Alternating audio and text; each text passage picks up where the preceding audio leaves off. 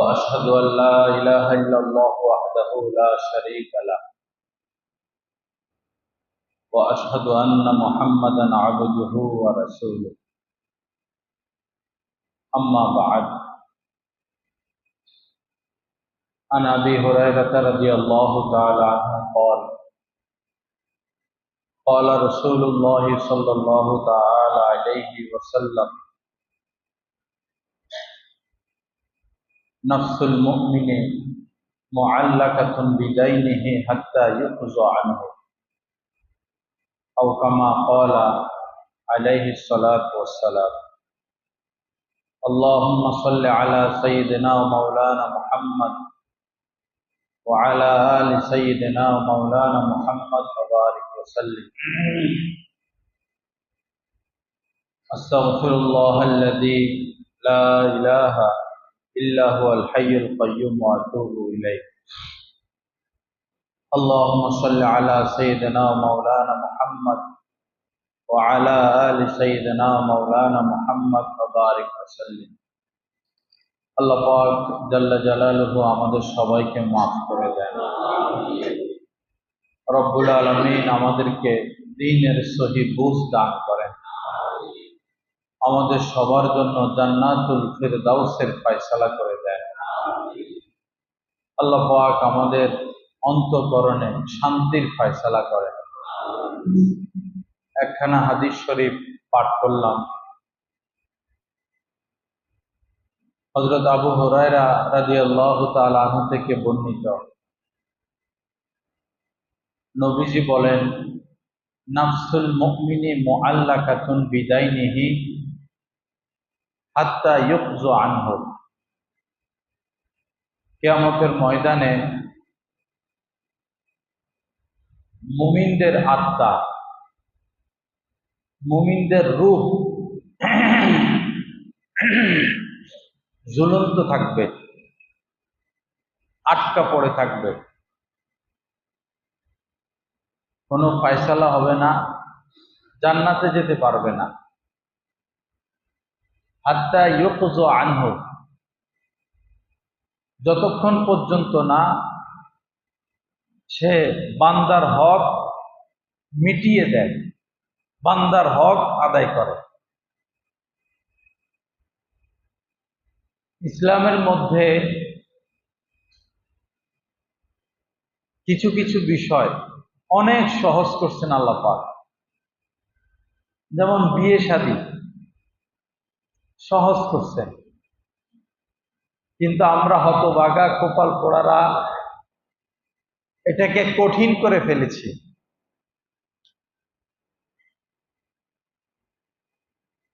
কিছু কিছু বিষয় কঠিন করেছেন, যেমন বান্দার হক।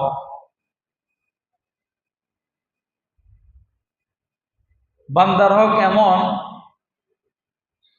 যে এটা আল্লাহ পাক মাফ করেন না, এটাই স্বাভাবিক। বর্তমান সময়ে এই বান্দার হকের ব্যাপারে আমাদের মধ্যে সবচেয়ে বেশি গাফলতি, খামখেয়ালি, অথচ বিষয়টা স্বাভাবিক না, জটিল। আল্লাহ সহি বুঝ দান করে। আল্লাহ পাক বান্দার হকের ব্যাপারে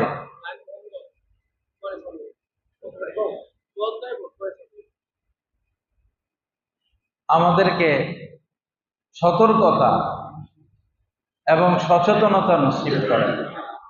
আস্তাগফিরুল্লাহাল্লাযী লা ইলাহা ইল্লা হুয়াল হাইয়ুল কাইয়্যুম ওয়া আতুবু ইলাইহি।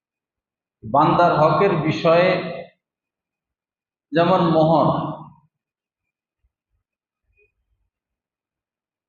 ধরার সময় মোহর ঠিকই ধরে, দেওয়ার ক্ষেত্রে 10 টাকাও না, 10 লাখ 20 লাখ। কোরবানের সময় বাজারে গরু উঠে, গরু কত 50 লাখ, 10 লাখ 20 লাখ দাম উঠায়। মোহর এই বিষয় না। আপনি আপনার মেয়ের মোহর 20 লাখ ধরলেন, ছেলে 20 টাকাও দিল না, লাভ হলো কি?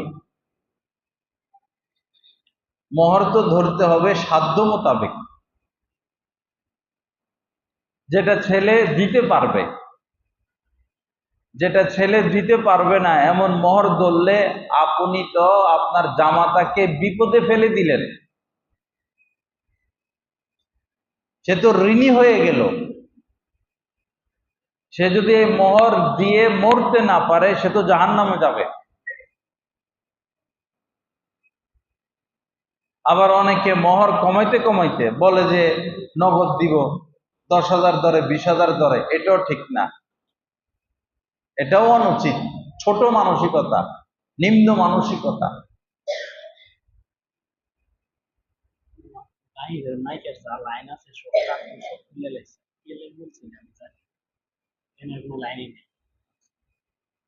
বাড়াবাড়িও ঠিক না, আবার ছাড়া ছাড়াইও ঠিক না। আল্লাহ আমাদেরকে হেফাজত করে। মোহর ধরলে মোহর দিয়ে দিতে হবে। জমি বিক্রি করে পারেন, জমি দিয়া পারেন, স্বর্ণ দিয়া পারেন, নগদ টাকা পারেন, মোহর দিয়ে দিতে হবে। এটা বান্দার হক।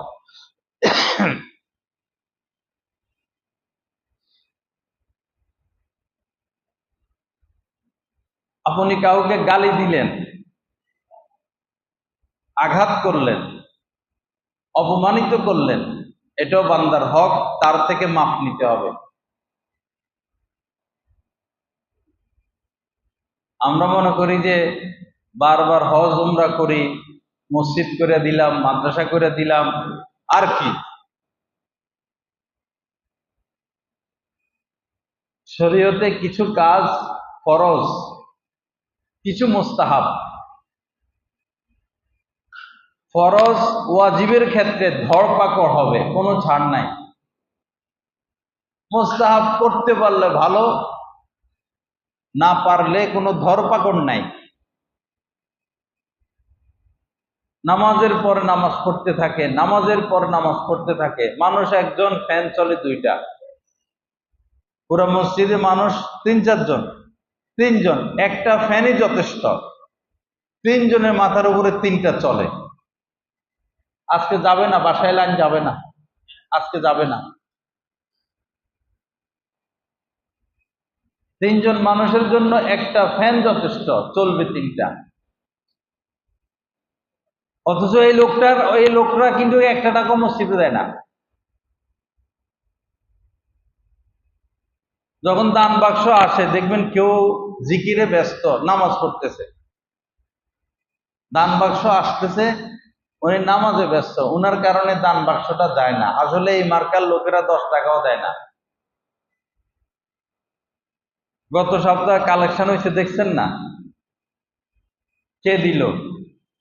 কয়জনে দিল?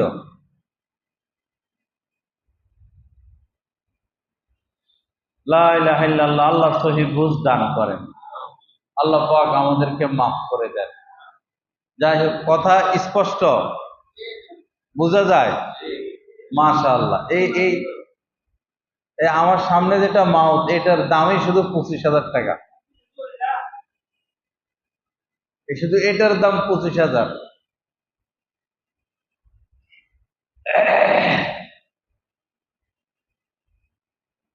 মানুষ হওয়া চাই। নবীজি মানুষ ছিলেন, মানুষ তৈরি করেছেন, এবং মানুষ তৈরির ফর্মুলা আমাদেরকে বাতলিয়ে গেছেন। এইভাবে মানুষ হতে হয়। সত্যি কথা, আমরা মানুষ হতে পারি নাই। ভিতরে পশুত্ব আছে আমাদের। যুয়্যিনা লিন-নাসি হুব্বুশ শাহাওয়াত। আমাদের ভিতরে পশুত্ব আছে। এই পশুত্ব দূর করতে হবে, এটা হলো আসল।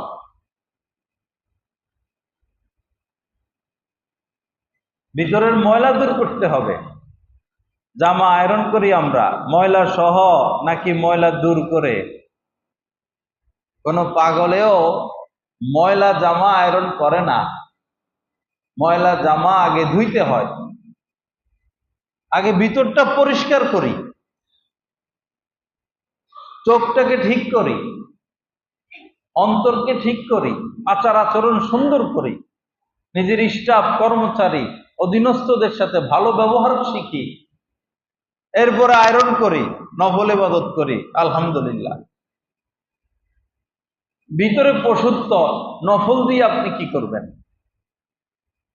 নফলের দ্বারা তো নফল ভালো জিনিস, কিন্তু লক্ষ কোটি নফল একটা ফরজের সমতুল্য না। লক্ষ লক্ষ রাকাত তাহাজ্জুদ, লক্ষ লক্ষ তাসবির চেয়ে একটা সত্য কথার দাম বেশি। লক্ষ লক্ষ বার হজ উমরা, দিনের কাজ, নফল বিভিন্ন দিনের কাজ, দান সৎকার চেয়ে নিজের স্ত্রীর সাথে ভালো আচরণের দাম বেশি। আমাদের বুঝ তৈরি হয় নাই, যার উপর যতটুকু দায়িত্ব, হাজার হাজার নফল আমলের চেয়ে ওই দায়িত্বটা যদি সে বেশ ভালোভাবে পুরা করে, আল্লাহ তার উপর সন্তুষ্ট। আমাদের দিনের বুঝ হইল ওই ব্যক্তির ন্যায়, মাহফিল শুনতে গেল, ওয়াইজিন পাগড়ির ফজিলত বললেন, পাগড়ি পড়লে এই এই হয়, পরে তার কাছে তো পাগড়ি নাই, লুঙ্গি খুইলা পাগড়ি বানাইয়া ফেলছে, লুঙ্গি খুইলা মাথার মধ্যে কি পাগড়ি। তো সদর ঢাকা কি ফরজ, ফরজ ঠিক করতে হবে ভাই। এই ভৈরবে আমি প্রায় 13-14 বছর, যারা সুদের সাথে লিপ্ত 95, 97, 98% মানুষই সচ্ছল, চলার মতো ব্যবস্থা রয়েছে, এরাই সুদ আনে। সুদ আইনা, সুদ খাইয়া পরে ফাটাবাসের চিপে পড়ে। এই দিক থেকেও চাপ, সেই দিক থেকেও চাপ।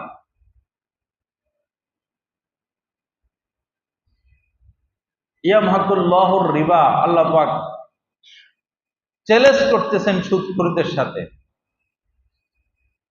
যে তোমাদের এই সুদ আমি নিশ্চিহ্ন করে ছাড়বো, শেষ করে দিব।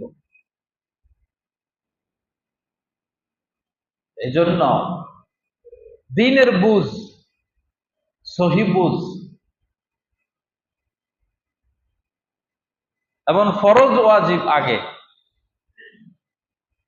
মোস্তাহাব করতে পারবেন, পরিবারের জন্য কোনো কিছু খরচ করা, এটাও তো সৎকার সওয়াব। হাসি মুখে কাহারো সাথে দেখা করা সৎকার সওয়াব। নফল অনেক,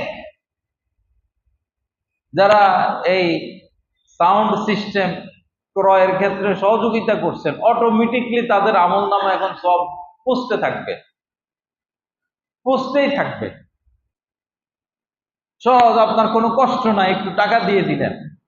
কিন্তু আপনাকে তো ফরজ ওয়াজিব ঠিক করতে হবে। আল্লাহ সহি বুঝ দান করেন। কেমনে 10টা টাকা লাভ করবে আর কেমনে 10 টাকা আরেকজনকে ঠকাবে, এই ধান্দা। শুধু প্রতিষ্ঠিত হওয়ার ধান্দা, সুখের চিন্তা নাই। সুখ আসল জিনিস, মনের সুখ, দিলের সুখ, মনের সুখ, দিলের সুখ আসল জিনিস। সুখ আসবে, মনের সুখ আসবে পাপ বর্জন করলে, অন্যায় বর্জন করলে, আল্লাহ আল্লাহ রাসূল যে সিস্টেম, যে সুন্নত, যে জিন্দেগি দিয়ে গেছেন, সেই জিন্দেগি মোতাবেক চললে। আল্লাহ আমাদের সবাইকে মাফ করে দেন। তো বান্দার হকের কথা বলতেছিলাম। দেখবেন কিছু ভদ্রলোক জুতা পরে আসে মসজিদে, অন্যদের জুতা পাড়াইয়া পাড়াইয়া। তার পায়েও জুতা, আরেকজনের জুতার উপরে সে জুতা পরে আরেকজনের জুতার উপরে পা রাখে, তো ওই ব্যক্তির জুতা ময়লা হলো কিনা? এটা কি আল্লাহর হক নষ্ট করলো না বান্দার হক নষ্ট করলো? আল্লাহর হক নষ্ট করলে আল্লাহ মাফ করে দেন, আল্লাহ পাক দয়ালু, মাফ করে দিবেন। এটা তো বান্দার হক, এটা আল্লাহ মাফ করবেন না।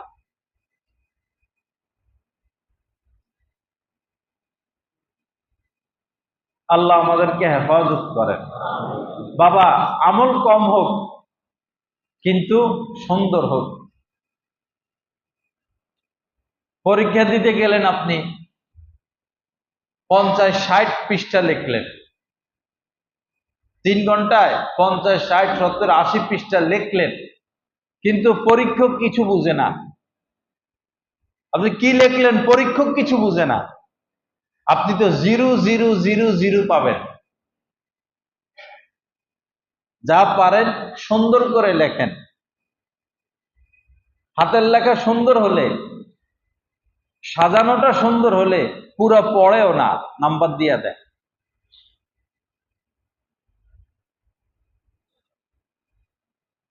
দিনের বুঝ আসল বিষয়।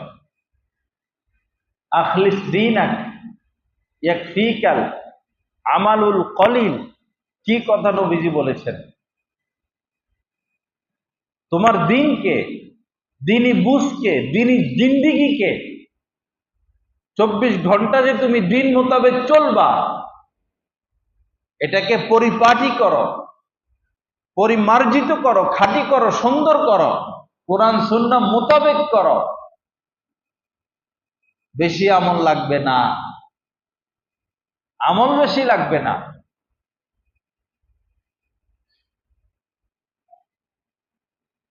কেউ মনে করুন দৈনিক 500 রাকাত নফল নামাজ পড়ে, দৈনিক 500-500 রাকাত নফল নামাজ পড়ে, কিন্তু তিনি আলহামদুর জায়গায় বলে আলহামদু,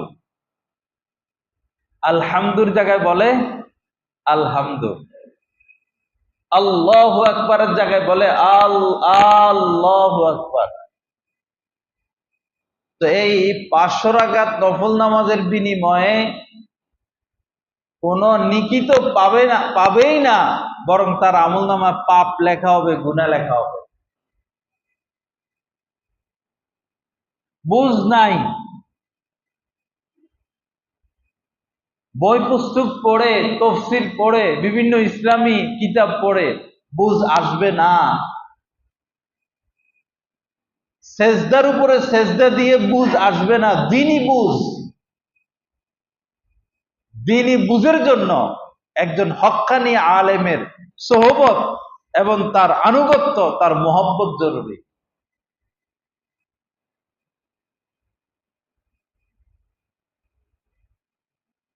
আমার চোখের সামনের ঘটনা, নফল তাওয়াফ করতে গেলাম, পরে দেখলাম যে খালি, রুকনি ইয়ামানির এই পাশটা খালি, তেমন মানুষ নাই। আমার সামনে শুধু একজন মানুষ, তো আমি দূর থেকে হাত দিতে পারবো। পরে আমি যাইতে যাইতে আরো কিছু লোক চলে আসলো, আগ থেকে এক লোক সেখানে দাঁড়ানো, সেইভাবে হাত দিয়া, মানে কি যে পড়তেই আছে, পড়তেই আছে।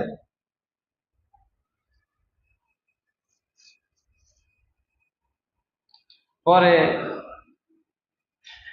এই দিক থেকে কেউ আসে ধরতে, ওই দিক থেকে আসে, সে খুব শক্তিশালী, এই দিক থেকে যারা আসে এরকম করে এক ধাক্কা মারে, সব যায় এদিকে পড়ে। ওই দিক থেকে যারা আছে এরকম করে এক ধাক্কা মারে, ওইদিকে যাইয়া পড়ে। আর দোয়া করতেছে, দোয়া করতেছে। দোয়া কি কবুল হবে? সে নেকির কাজ করতেছেন না পাপের কাজ করতেছেন? পাপের কাজ, তার গুনাহ হচ্ছে, সে হারাম কাজ করতেছে। এখন আল্লাহর বান্দাদেরকে সে কষ্ট দিচ্ছে। বুঝ নাই, দিনের বুঝ নাই। দিনের বুঝ বড় জিনিস। আল্লাহ আমাদেরকে মাফ করে দেন, সহি বুঝ দান করেন। আমার ভাইয়েরা, এই জন্য সোহবত, আলেমদের সোহবত, আলেমদের সান্নিধ্য, আলেমদের সাথে, আল্লাহ ওয়ালাদের সাথে খারাপ ব্যবহার না করা। কোন একজন আলেম দূরে, হুজুর না, এখন হুজুর বলার জামানা শেষ, এটা গালি হয়ে গেছে। আল্লাহর হস্তে আপনারা কাউকে হুজুর বলবেন না। হুজুর শব্দটা এখন একটা, যেরকম শালা, কে আপনার সাথে একটা ছেলে বাজারে আসলেন, আপনার সাথে একটা ছেলে বাজারে আসলেন, কেউ বলল এই ছেলেটা কে, আপনি বললেন আমার শালা। বাচ্চাটা লজ্জা পাইছে কিনা? শালা শব্দ এখন একটা অপছন্দনীয় শব্দ। শালা শব্দ বাদ দিয়া দিই, বলবেন যে ইংরেজিতে বলবেন ব্রাদার ইন ল, শব্দ সুন্দর, ব্রাদার ইন ল। অথবা বলবেন যে বাচ্চাদের মামা, কি বলবো, বাচ্চাদের মামা, শেষ। বা আমার আহালিয়ার ছোট ভাই। কিন্তু শালার বলবেন না আল্লাহর হস্তে। অনুরূপভাবে হুজুর এই শব্দটা বাদ দিয়া দেন, এটাও এখন একটা অপছন্দনীয় শব্দ হয়ে গেছে। হুজুর না বলা চাই। আরেকটা বিষয় হইল যে এই একটা কথা মনে রাখি, ওই যে বাপেরও বাপ বলে, চাচারও বাপ বলে, কথাটা মনে রাখা। আরেকটা বিষয় হইল, কি জানি বলতেছিলাম,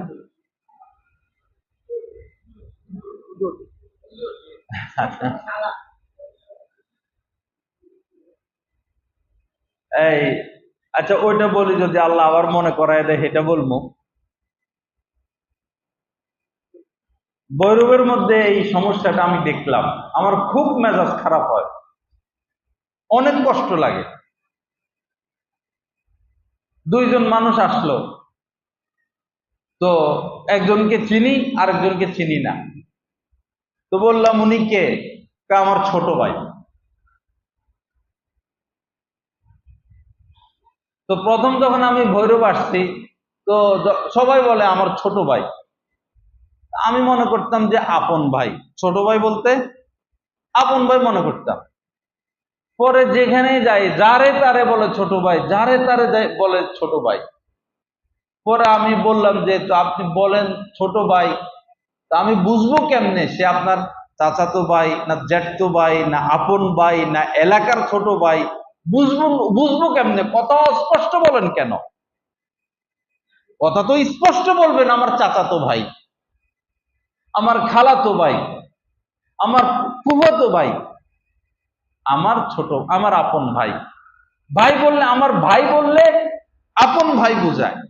আর অন্য যত ভাই আছে বলতে গেলে বলতে হবে আমার চাচাতো ভাই, আমার জ্যাঠতো ভাই, আমার খালতো ভাই, আমার এলাকার ছোট ভাই। কথা ঠিক না ব্যাঠিক? ভাষা অস্পষ্ট রাখতে নাই, অস্পষ্ট কিছু বলতে নাই। এরপরে আরেকটা জিনিস দেখলাম যে আপনার সন্তান, আপনার সন্তান আপনাকে আব্বা বলে বা আব্বু বলে বা বাবা বলে।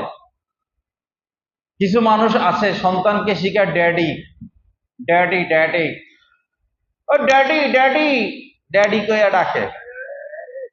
এটা কোনো কথা? ড্যাডি কি? মায়ও গেঞ্জি পরে, মেয়েরও গেঞ্জি পরায়, বাপেও জিন্স প্যান্ট পরে, ছেলেও জিন্স, মেয়েরেও সব করে জিন্স প্যান্ট পরায় আর গেঞ্জি পরায়। তো মানুষ এসে মুখ টুক ধরে আদর টাদর করে, 8-10 বছরের মেয়ে আস্তে আস্তে বড়, তোমার মেয়ে তো খুব মাশাআল্লাহ, তার এরা কয় না খুব সুন্দর, এই সেই। মা বাপ আবার খুব আনন্দ ভোগ করে, আমার মেয়ের দিকে সবাই তাকায় তাকায় দেখতেছে, আমার মেয়ের দিকে সবার আকর্ষণ, মা বাপ খুব খুশি। রুচির বিকৃতি, রুচি নষ্ট হয়ে গেছে, মানসিকতা নষ্ট হয়ে গেছে। এজন্য যেই সমাজে আলেম নাই সেই সমাজে বসবাস করতে নাই। যেই শহরে, যেই এলাকায় কোন হক্কানি আলেম নাই, সঠিক কথা বলনেওয়ালা, মানুষের ভুলগুলো ধরে দেনেওয়ালা কোনো আলেমে দিন নাই, সে এলাকায় বিল্ডিং বানাবেন না, সে এলাকায় বাসা বাড়া করবেন না, সে এলাকায় বসবাস করবেন না, রুচি নষ্ট হয়ে যাবে। যে শহরে ডাক্তার নাই, আপনারা কি সেই শহরে থাকবেন? যে শহরে শিক্ষক নাই, স্কুল নাই, সে শহরে কি আপনারা থাকবেন? যে শহরে গ্যাস নাই, কারেন্ট নাই, সে শহরে কি আপনি থাকবেন? গ্যাসের যেমন প্রয়োজন, ডাক্তারের যেমন প্রয়োজন, শিক্ষকের যেমন প্রয়োজন, বিদ্যুতের যেমন প্রয়োজন, এর থেকে হাজার গুণ প্রয়োজন ওই শহরে একজন হক্কানি আলেমে দ্বীন। নাহলে মানুষ পশু হয়ে যাবে। আর হক্কানি আলেম যদি থাকেন আর তাকে যদি জনগণ সাপোর্ট করেন, পশুগুলো মানুষ হবে, পশুগুলো মানুষ হবে। আমাকে অনেকেই ঘৃণা করে, সমালোচনা করে, প্রকাশ্যে সমালোচনা করে। তারা ওই সমস্ত লোক যাদের রক্ত না পাক, সুদখোর, ঘুষখোর, হারামখোর অথবা জন্মগত সমস্যা। যাকেই দেখবেন একজন আলেমের সমালোচনায় লিপ্ত, তার ব্লাড নষ্ট, সে হারামে লিপ্ত।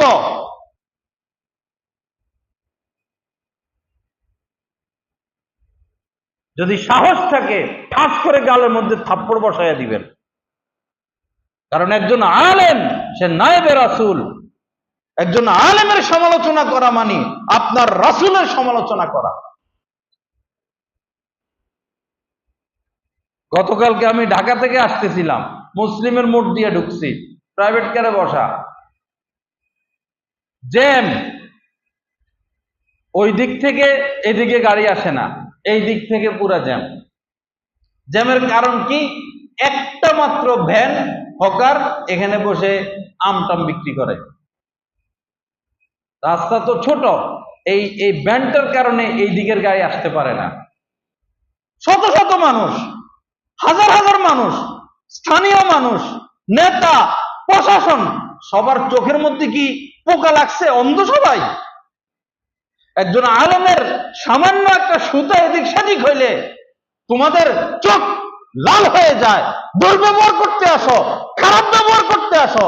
একটা ভ্যানের কারণে শত শত মানুষ কষ্ট পাচ্ছে, ওই সময় তোমাদের বিবেক কোথায় গেল? হে বিবেকহীনেরা, তোদের বিবেক কোথায় গেল ওই সময়? এই লোকটারা দুইটা থাপ্পড় মারার লোক নাই এলাকায়। একটা ভ্যানের কারণে হাজার হাজার মানুষ কষ্ট পাচ্ছে। কোথায় পুলিশ, কোথায় থানা? এদের বেতন নেওয়া কি হালাল? যারা সরকারি দায়িত্বে আছেন তাদের বেতন কি বৈধ হচ্ছে?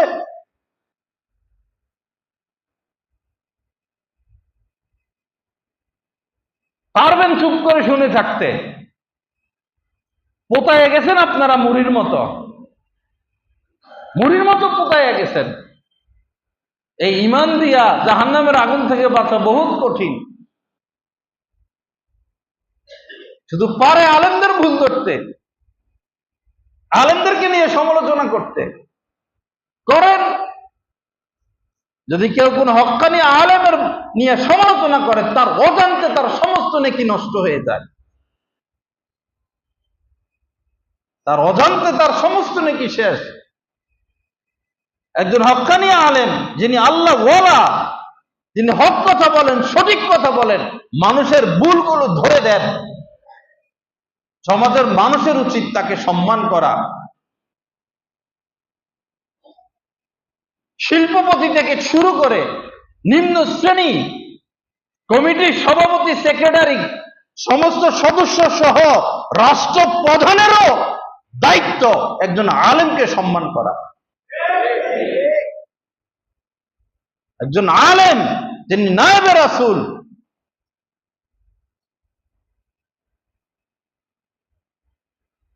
আল্লাহ সহি বুঝ দান করেন। আল্লাহ পাক আমাদেরকে মাফ করে দেন। তো কি যেন বলতেছিলাম, শালা বলবেন না, হুজুর বলবেন না।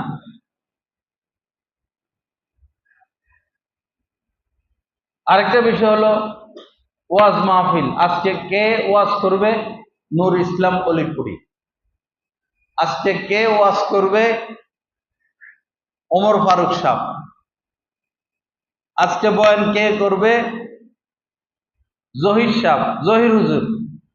বলেন আস্তাগফিরুল্লাহ, 3 বার বলেন আস্তাগফিরুল্লাহ, আস্তাগফিরুল্লাহ, আস্তাগফিরুল্লাহ। একজন আলেমের নাম এভাবে নেওয়া যাবে না, গুনাহ হবে, পাপ হবে। যদি তিনি মুফতি হন, বলবেন মুফতি ওমর ফারুক সাহেব বয়ান করবেন। যদি তিনি আলেম হন, বলবেন মাওলানা নুরুল ইসলাম অলিপুরি সাহেব বয়ান করবেন। হয় মাওলানা বলবেন অথবা মুফতি বলবেন, সরাসরি আলেমদের নাম মুখে নিবেন না, আপনাদের গুনাহ হবে, আপনাদের পাপ হবে, অশান্তি আসবে জীবনে, বরকত পাবেন না। সব সময় ইমাম সাহেব নাম নিয়ে বলতে হলে এমনি বলবেন ইমাম সাহেব, মুহাদ্দিস সাহেব, কিন্তু নাম নিলে আগে মাওলানা বলতে হবে অথবা মুফতি বলতে হবে। ডাক্তার সাহেব একজন, ধরুন ডাক্তার রফিক, রফিক কার কাছে যাবেন? রফিক সাহেবের কাছে না, ডাক্তার রফিক সাহেবের কাছে যাব। সম্মান দিতে হবে একজন মানুষকে। একজন ইঞ্জিনিয়ারের কাছে যাবেন, ভাই কার কে প্ল্যান করবে? ওই যে রফিক ভাই আছে, উনি না, প্রকৌশলী বা ইঞ্জিনিয়ার রফিক সাহেব ম্যাপ দিবেন। সম্মান দেখাইতে হবে মানুষকে। যিনি যেই পদের, তার পদটা আগে নিবেন। একজন সাধারণ মানুষ হজ করছেন, তিনি নিজের নামের শুরুতে হাজি লিখবেন না, কিন্তু আপনি যখন তাকে ডাকবেন, এই রফিক সাহেব এদিকে আসেন, না, বলবেন হাজি সাহেব অথবা হাজি রফিক সাহেব এদিকে আসেন। আল্লাহর ঘর জিয়ারত করে আসছেন, তার নাম আপনি সরাসরি কিভাবে নিবেন? বলবেন হাজি সাহেব, হাজি রফিক সাহেব এদিকে আসেন। এগুলো শিখার বিষয়। আল্লাহ সহি বুঝ দান করেন। তো বলতেছিলাম যে আরেকটা ভুল কি, আপনার ছেলে আপনাকে আব্বা বলে। আমি একদিন এক দোকানে বসা, পরে একটা ছেলে আসছে, কম্পিউটারে কাজ করতেছি, আমি জানি সে বিয়ে করে নাই। পরে আইসা আব্বা আব্বা আব্বা চিপস কিনে দেন, আব্বা এটা করে দেন। বিয়ে করে নাই, শুধু আব্বা আব্বা বলতেছে। পরে ব্যাপার কি? আমি বললাম তো কি ব্যাপার আপনারা আব্বা আব্বা বলতেছে? এটা হইলো আমার বাতিজা, এটা হলো আমার কি বাতিজা। তো আমি বললাম তো আপনি তো চাচা, হ্যাঁ, তো ওর আব্বারেও কি বলে? হেরেও আব্বা বলে। বাপেরও কি বলে? আব্বা বলে। চাচারাও কি বলে? আব্বা বলে। তো বাবা যে বাবা শোনার যে স্বাদটা, এটা কি সে পাবে? এটা কোন কথা?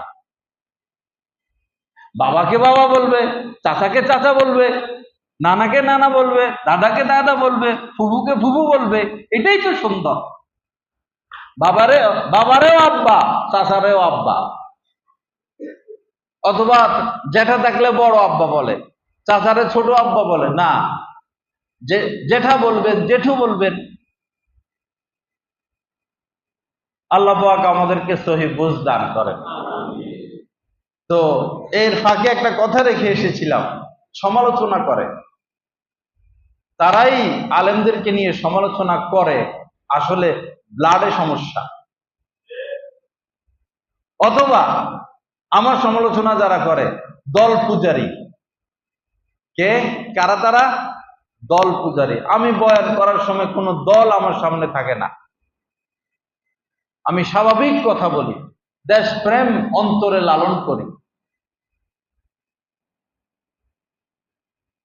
আমার সামনে যারা উপস্থিত, আমি তাদেরকে সম্মান করি, মুসল্লি মনে করি।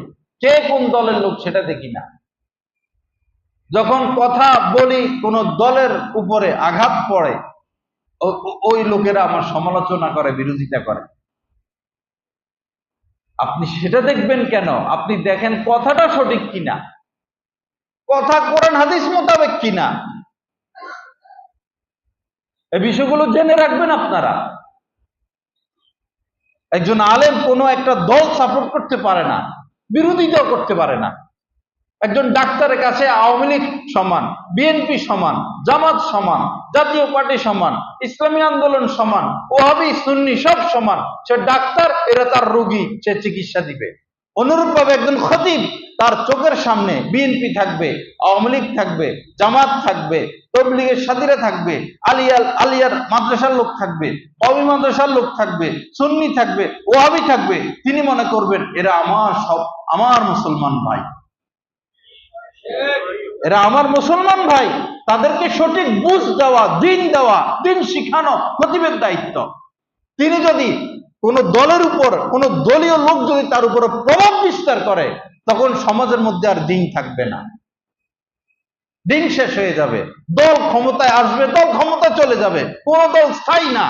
সেই প্রধানমন্ত্রী শেখ হাসিনার আমলে আমরা হাজার বার বলেছি, জুলুম করবেন না, ক্ষমতা স্থায়ী হয় না। পাপ মানুষকে ধরবে, এখনো বলতেছি, ক্ষমতা স্থায়ী হবে না। পাপ তার বাপকেও ছাড়ে না। আল্লাহকে ভয় করি, দেশকে ভালোবাসি। যারা চুরি করেন, দুর্নীতি করেন, সন্ত্রাসী করেন, ডাকাতি করেন, আপনারা তো এগুলো ছাড়বেন না, বুঝে এসে গেছে। আমাদের বুঝে আসছে, এগুলো ছাড়বেন না আপনারা। তো এতটুকু অনুরোধ করি, যাই করেন বিদেশের টাকাগুলো পাঠিয়ে দিয়েন না, দেশের মধ্যে মিল ফ্যাক্টরি খোলেন, দেশের টাকাগুলো দেশে রাখেন। যাই করেন আপনারা দেশের সম্পদ দেশে রাখেন। আল্লাহর রাস্তায় দেশের টাকাগুলো বিদেশে পাঠাবেন না, কাজে লাগান। গরিব মানুষ খেটে খাক, একটা চাকরি পাক, কর্মসংস্থান খোলেন, দেশের উন্নতি হবে। একজন মন্ত্রী অনেক বড়, তিনি সম্মানিত। একজন এমপি সাহেব অনেক, উনার সম্মান। যদি তার চরিত্র ভালো না হয়, সে মদ পান করতে পারে, সে ফোন দিবে বিদেশি কোনো নায়িকাকে, তাড়াতাড়ি আয়, তোরে 2 কোটি টাকা দিব, চলে আসবে। করে, অনেক মন্ত্রী এরকম করে।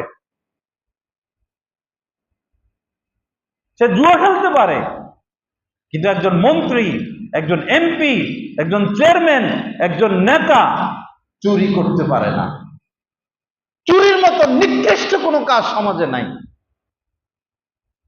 চুরি করতে পারে না, সে মদ খাইতে পারে, জিনা করতে পারে, চুরি সম্ভব না। কিন্তু চুরির দিক থেকে, দুর্নীতির দিক থেকে, সেই বিধর্মীদের থেকে এই দেশের মানুষ অনেক বেশি চুরিতে আক্রান্ত, দুর্নীতিতে আক্রান্ত। এরাই তো এই সমস্ত চুরি ডাকাতি দুর্নীতিতে তারা নাই। আল্লাহ আমাদের সবাইকে মাফ করে দেন, সহিহ বুঝ দান করেন। বলতেছিলাম যে বান্দার হক কঠিন মুআমালা।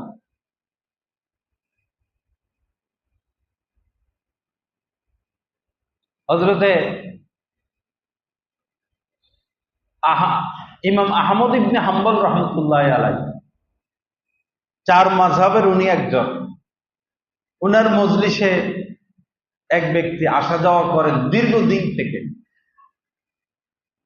ঘনিষ্ঠ সম্পর্ক। হঠাৎ করে একদিন ইমাম আহমদ ইবনে হাম্বল রহমতুল্লাহ আলাইহি ওই ব্যক্তির দিকে আর তাকান না, কথা বলেন না। সে তো শেষ, শায়েখ আমার দিকে তাকায় না কেন, কথা বলে না কেন, হাতে ধরে, পায়ে ধরে, বারবার অনুনয় বিনয়, কাকুতি মিনতি, না, তার সাথে আর কথাই বলে না। বহুদিন চেষ্টা করার পর, হযরত আমার উপর কেন আপনি রাগ করলেন, আমাকে একটু বলেন, আমাকে মাফ করে দেন। তখন ইমাম আহমদ ইবনে হাম্বল বললেন, তুমি না সাইড ওয়াল করলা বাড়ির দেয়াল করলা রাস্তার পাশ দিয়া, আমি তো বাড়ির পাশ দিয়া একটা দেওয়াল করেছি। দেওয়াল করার সময় সরকারি রাস্তা থেকে কি কোনো মাটি নিয়েছ? কয় হঠাৎ মাটির প্রয়োজন হলো, তো আমি সরকারি রাস্তা থেকে 1 কদম 1 বিঘা পরিমাণ কিছু মাটি নিয়েছি। পরে ইমাম আহমদ ইবনে হাম্বল বললেন, যে ব্যক্তি নিজের প্রয়োজনে সরকারি মাটি ব্যবহার করতে পারে, সে ইলমে দ্বীন শিক্ষা করার কোন যোগ্যতা রাখে না। ইলমে দ্বীন শিক্ষা করার ক্ষেত্রে সে অযোগ্য হিসেবে বিবেচিত। এজন্য তুমি আমার মজলিসে আর আসবা না। দেখেন বান্দার হক কাকে বলে। ইমাম বুখারী রহমতুল্লাহ আলাইহির উস্তাদ আব্দুল্লাহ ইবনে মুবারক রহমতুল্লাহ আলাইহি সিরিয়ার সফরে হঠাৎ একটা কলমের প্রয়োজন হলো। কলমটা নিলেন, ফিরিয়ে দিতে ভুলে গেলেন। পরে দেশের বাড়িতে চলে আসলেন, নিজের শহরে দেখলেন যে কলমটা রয়ে গেল। এখন একটা কলমে তো আমরা মনে করতাম একটা কলমই তো। এই কলমটা ফিরিয়ে দেওয়ার জন্য তিনি আবার সিরিয়া গিয়ে ওই ব্যক্তিকে খুঁজে কলমটা ফিরিয়ে দিয়ে আসছেন। এর নাম বান্দার হক। বান্দার হক বড় জটিল, বড় কঠিন। আল্লাহ আমাদেরকে মাফ করে দেন। আল্লাহ পাক বান্দার হকের ক্ষেত্রে সতর্কতা, সচেতনতা নসিব করেন। খুব সাবধান থাকবেন ভাই। আপনি পান খাচ্ছেন, এক দোকান থেকে পান নিলেন, যাচ্ছেন, চুনের দরকার, চুন তো টেবিলের উপরে রেখে দেয়, একটু চুন মুখে নিয়ে হাইটে চলে গেলেন, ধরা খেয়ে যাবে, ধরা খেয়ে যাবে। এই চুনের জন্য ধরা খেয়ে যাবে। বড় সতর্ক থাকতে হবে। আল্লাহ সহি বুঝ দান করেন। আল্লাহ মানুষ হওয়ার তৌফিক দান করেন। আল্লাহ পাক এই কথাগুলোর উপর আমাদেরকে আমলের তৌফিক দান করেন। ও আখিরাত। মাইক কেমন হইলো? মাশাআল্লাহ, মাশাআল্লাহ। শুধু মাউন্টের দামই 25,000 টাকা। এরপরে মেশিন, সাউন্ড বক্স সব। তাও আমার যেটা ইচ্ছা ছিল সেটা কিনতে পারি নাই। এই সাউন্ড বক্স গুলো 6,100 টাকা, কিন্তু জাপানিটা 25,000 টাকা একটা স্পিকার। আমার ইচ্ছা ছিল সেটা কিনা, কিন্তু সেই পরিমাণ অ্যামাউন্ট ছিল না। বাকি মেশিনটা খুব ভালো, আশা রাখি 1 যুগ পার হয়ে যাবে। আমাদের কলিয়ারচরের আর মাইক আব্দুর রহমান ভাই আছেন এখানে, উনি কষ্ট করে এসে, ওনার সাথে মহব্বত আছে, 2 বার আসছে, 2 দিন আসছে, এসে সব সেটিং করছে। আল্লাহ ওনাকে যাজায়ে খায়ের দান করেন। আর আপনারা যারা সহযোগিতা করেছেন, আল্লাহ পাক আপনাদেরকে উত্তম বদলা দান করেন। সবসময় দেওয়ার চেষ্টা করবেন, ঠকবেন না। আর অনেক ভাইয়েরা এখনো দেয় নাই, নাম লেখাইছেন, টাকা এখনো আসে নাই, এবং টাকা কিছু বাকিও আছে, টাকাগুলো দয়া করে দিয়ে দিবেন। যা কিছু আলোচনা হলো, আল্লাহ পাক মাইকের বাবা, আল্লাহ পাক আমাদেরকে কথাগুলোর উপর আমলের তৌফিক দান করেন। সবাই সুন্নত পড়ে নেই।